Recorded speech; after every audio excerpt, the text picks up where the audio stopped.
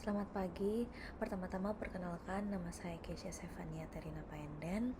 Pada kesempatan saat ini saya akan menyampaikan kesimpulan dari penelitian yang telah saya lakukan yang berjudul Kedudukan PPAT sebagai penampung dan pembayar pajak BPHTB terutang terkait tindak pidana penggelapan dengan menggunakan studi putusan Pengadilan Negeri Bekasi nomor 474 garing pidana biasa garing 2021 garing PN Bekasi. Penelitian ini membahas mengenai kewenangan pejabat pembuat akta tanah dalam kaitannya dengan pembayaran pajak BPHTB.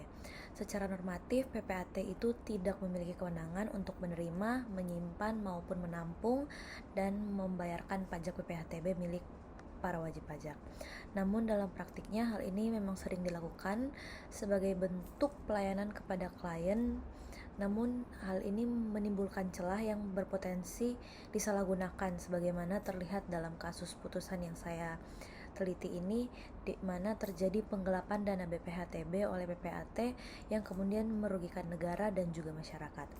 Dalam kasus tersebut, dana BPHTB ini diberikan oleh klien kepada PPAT dan PPAT menampung namun tidak disetorkan sebagaimana mestinya, sehingga akhirnya menimbulkan kerugian dan berujung pada pertanggungjawaban pidana berupa penggelapan.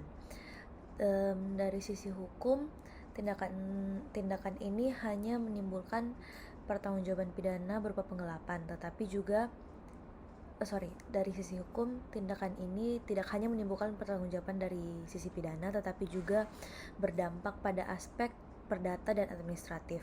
Selain itu, status BPHTB yang tidak disetorkan oleh PPAT tadi itu tetap dianggap terutang sehingga kewajiban pajak belum dianggap lunas meskipun dana tersebut sudah diserahkan kepada PPAT. Hal ini tentunya menimbulkan kepastian hukum bagi para pihak, khususnya bagi pembeli.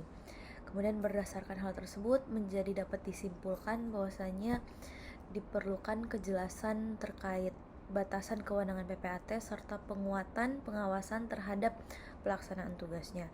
Selain itu, masyarakat juga perlu lebih berhati-hati dan memahami bahwa pembayaran pajak seharusnya dilakukan secara langsung kepada pihak yang berwenang tanpa ada campur tangan pihak ketiga. Dengan adanya kejelasan hukum ini dan peningkatan kesadaran dari semua pihak diharapkan dapat mencegah terjadinya penyalahgunaan wewenang serta memberikan kepastian dan perlindungan hukum bagi masyarakat.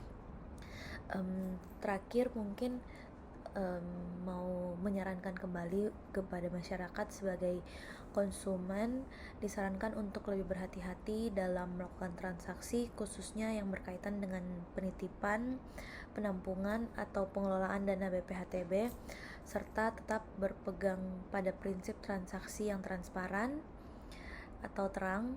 Selain itu, konsumen juga dianjurkan untuk langsung melakukan pembayaran BPHTB ke kas negara tanpa melalui pihak ketiga. Mungkin itu saja penjelasan singkat dari saya. Terima kasih.